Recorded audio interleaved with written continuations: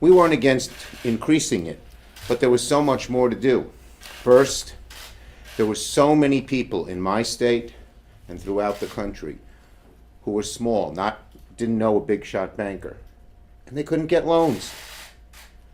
And that was because the PPP program, the way it was structured, helped those who had a friendly banker and who were larger, more successful companies. We wanted to deal with the butcher and the baker and the candlestick maker, the average small business person. And we needed to get them help. And so under the leadership, really, of our banking committee folks, Maxine Waters and Nydia Velasquez, Sherrod Brown, and Ben Cardin, we greatly expanded the program and walled off $125 billion that will go to rural areas, minority areas, unbanked people. The smaller people will not have to compete with the potbellies to get money because they'll be in their own large separate pool. It'll be one of the greatest infusions to the inner city since the CRA, since the Community Reinvestment Act. And it will really help. And we're very proud of that provision. And it's one of the most progressive things done in the banking area in a very long time. But we also knew that testing, from one end of America to the other, people were crying out, we need testing. Business people, mayors, and most of all scientists and doctors. We need testing. We will not get America moving again until we have a nationwide, well thought out, well executed testing program. And this administration doesn't have one. So we proposed 25, but we originally had proposed 30 billion, but we got 25 billion. But most important, we're forcing the administration to report to Congress on what is the national testing program, involving manufacturing and supply chains, involving free testing, and involving contact tracing, because they are laggard. And you cannot tell people go out on the streets unless there's adequate testing, or the fear is that corona will come back doubly as hard as it came the first time. So we got that done, and that's very important. We got money for our hospitals. They're hurting. The hospitals that are hurting are hospitals that are treating corona patients, and many hospitals that may not be treating many corona patients, but they are foregoing elective surgery. So in my state alone, hospital after hospital is furloughing and laying off people. As I mentioned on the floor this week, St. Peter's in Albany is laying off 700, St. Joseph's in Syracuse is laying off 700, and these are not hot spots. And so we did, of the four major things we pushed for, we got three. Over Republican resistance, but they knew they needed us. The one we didn't get was state and local government. We're deeply disappointed. It is not state and local government. It is policemen and firemen. It is bus drivers. It is people who work in hospitals. There are many municipal hospitals and many others who are vital, and they should not be laid off.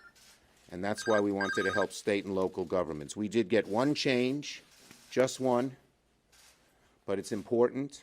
We got a commitment from the President and Secretary Mnuchin that they will be able to use their state and local money that the feds are giving them, whether in COVID-3 or COVID-4, to deal with revenue losses, and that's very important. That was the second most important thing they wanted, other than more money.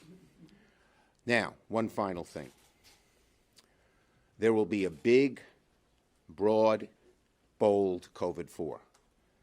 For anyone who thinks this is the last train out of the station, that is not even close to the case. And the Speaker and I will begin rolling up our sleeves and working on that big, broad COVID-4 very soon and very quickly. And it's going to have a lot of stuff, too long to list, but I want to mention a few of the priorities that I have and I know the Speaker has. Election reform, money for housing. There's 3 months of rent forbearance, but what do people do after that? The Postal Service, money for a Heroes Fund. For people who are on the front lines, they should get extra money. And at the top of the list is a big, robust state and local plan. We're going to fight for that and many more things in COVID-4, which I think will be soon upon us because the nation will demand it. Speaker Pelosi. Thank you very much, Mr. Leader, and congratulations on the unanimous vote in the Senate today on a package that we recommended 2 weeks ago. 2 weeks ago today, Secretary Mnuchin called me and he said he wanted $250 billion, $250 billion, and he wanted it in 48 hours. That was Tuesday. That on Thursday, Leader McConnell was bringing this bill to the floor, and that he wanted our support for it. I told him that that wasn't possible. We had to have our consultation with the House Democrats about what we would propose. The next day, the 8th of April, that was the 7th, on the 8th, working together, congressional Democrats came together around a proposal described by the distinguished leader already on how we address the underbanked, how we address those in rural Native American, veterans, women, people of color, small businesses that are considered the underbanked, how they could be into the loop. Because it was a principle for us that we were not going to spend hundreds of billions of taxpayers' dollars to harden the disparity in access to capital that already exists in our economy. And this was a way to open that door. And then, of course, as the leader said, funding for hospitals and testing that he described, and I associate myself with his characterization of all of that. So here we are today, 2 weeks from that Tuesday of the request, when the Republicans and the administration replied that there was no way they were going to join us, that they had the 250, that's the way it was going to be, there was going to be nothing else. They took a defeat on the floor because the congressional Democrats stuck together, Ben Cardin and Chris Van Hollen objecting and then proposing our proposal, which is almost exactly what they passed today. So in terms of holding up the works, they were the ones who held up the works for a package that is more effective, fairer, and the rest as we go forward. And I don't, they like to say, oh, we held up. No, we didn't hold up. They held up. And now we have prevailed. This is a real victory for smaller businesses, as the leader has said, who really didn't have the banking relationships. But they don't need them under this legislation as it is passed. The one thing that we really have to insist upon in the next package is how we support our heroes. And under the framework of state and local government, we have healthcare workers, transit workers, police, fire, EMS, all kinds of public employees who risk their lives to save lives and now lose their jobs. And this is most unfortunate, and it cannot stand. They have huge loss of revenue because of what's happening to the economy. They have huge loss of revenue because of what is happening in their public hospitals and the rest in terms of other procedures. And they have enormous coronavirus cost. And we want the legislation that we pass in the next bill to reflect the need for them to have that recognized both with COVID-3,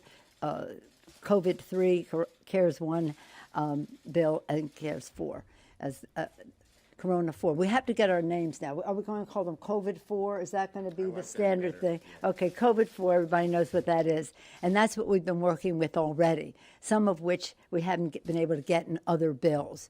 So under the framework of our heroes, our healthcare workers, our police and fire, and et cetera, our teachers who teach our children, the list goes on, of our public employees who are so essential to the success of our society. Under that, we want to be sure that there is safety in the workplace, that people are not laid off, that they have their jobs, they're employed, that their pensions are protected, that they are healthy, that we have the PPE to protect them as they do their jobs, and that we do so in a way that is values-based as we go forward. We're very excited about that. We have legislation, for example, the OSHA legislation, which they have rejected before, the SNAP to feed the American people, which they have rejected before, that we would hope to incorporate this. This is about the lives and the livelihood of the American people. So just from the chronology of it all, 2 weeks ago, they asked for $250 billion. with nothing that has been put forth to improve the situation. On Thursday of that week, they were rejected. They said they were going to bring it up the following Monday, then the following Thursday, and in the days since this past Thursday, they have seen the light. We have a great victory for the American people, but we certainly need to do more. Our first bill on this, I'll just close with this, our first bill, 3 bills we passed in March, all bipartisan. This bill is bipartisan. The next bill will be bipartisan. That's important for us to work together. But we have to insist on the truth. On March 4th, we passed a bill that we had worked on in February. March 4th, we passed it in the House. Testing, testing, testing. The recognition that that was the key to everything. And so as we close off with this bill, as the leader said, testing, $25 billion in there for testing, for hotspots and for others, for initiatives that will enable us to test, to recognize that we must find out the contacts that those who are tested positive have engaged with, and we have to have isolation, quarantine, testing, contacts, and isolation. That is why we're going to open up our great economy. Everybody's restless. Cabin fever has set in many ways, but I'm so proud of the American people. They're so beautiful in their care about their own health, the health of their loved ones and their families, and the health of our country.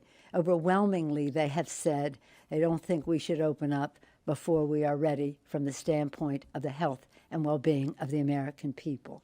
Again, we want to facilitate that with testing, testing, testing, contact tracing, isolation, treatment, prevention, first and foremost. With that, I'm sure the leader would be happy to take any of your questions. Thank you. You found Yes? the 3 T's. Yeah, go ahead. Yes, ma'am. Thank you. Leader Schumer, Leader McConnell said just before you came to the podium. And just a heads up for all of you, we did get a 2-minute warning, and then we can always bring you these remarks after the President Trump and Coronavirus Task Force briefing. Look, we have to put the American people first, that's for sure. But we also have to listen to the medical experts because we set an example. So if we were to come back prematurely and that were to set a bad example for people, that's a bad thing. I would like to be governed by the medical experts. I'd much rather be here in person voting than doing it by UC or by doing it in an isolated way.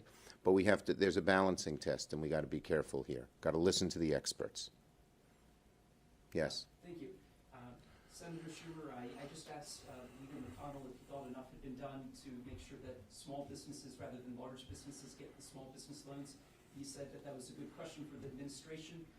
No. Obviously, there's been some... It's a good question for Senator McConnell. He resisted the changes. We have taken a giant step forward. Have we done everything we need to do for small businesses, rural businesses, minority businesses? No. Have we taken a huge step forward? So today they're going to be in much better shape than they were before this bill passed? Absolutely. And Leader McConnell did not propose a thing. He wanted to propose $250 for the PPP program, when in fact the EIDL program and the grant program better serve small businesses, and they proposed no increases for those. We got significant increases in both of them. If I may on that, Please. Mr. Leader, I'm very proud of the work of 2 of our chairmen, Maxine Waters, the chair of the Banking Committee, and and Chairwoman Nydia Velazquez, chair of the Small Business Committee. Minority women, women of power in the Congress, chairs of important committees who proposed working with their counterparts in the Senate, on ranking members in the Senate that were mentioned by the leader, this legislation that would benefit these underbanked smaller businesses. So there is a set-aside, $60 billion set-aside for this particular purpose. It would not have been there without the Democratic proposal, without our just praising our Senate colleagues to the hilt for sticking by that on the floor of the Senate. But this is designed in a way to make a change on how we recognize the vitality of our economy is about small business. We plant a flag to small business, the entrepreneurship, the optimism to create a small business. You've heard me say again and again, nothing more optimistic than starting a small business, except maybe getting married. But the fact is that there are many small businesses that do not have the same kind of relationships with banks that make them, on a first-come, first-served basis, be able to benefit. This has been a drastic change, and as a leader. All right, and as the president steps out, we will go to. Thank you very much, press everyone. brief.